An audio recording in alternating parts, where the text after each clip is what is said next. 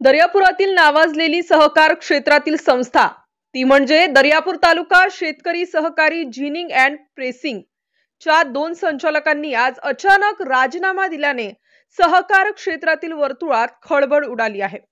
विशेष म्हणजे हे दोन्ही संचालक सत्ताधारी गटाकडून निवडून आले होते। असे असतानाही या दोन संचालकांनी अचानक राजीनामा का दिला असावा याबाबत वेगवेगळ्या शंका निर्माण झाल्या आहेत।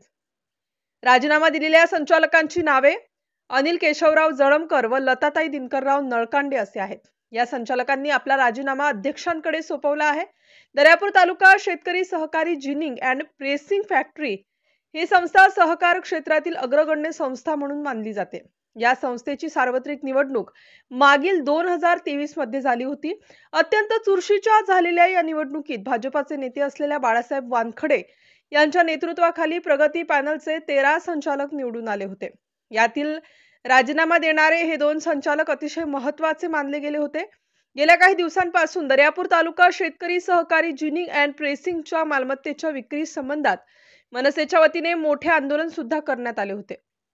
त्यामुळे सहकार क्षेत्रात राजकीय करत वातावरणात मोठ्या प्रमाणात हे वातावरण तापले होते।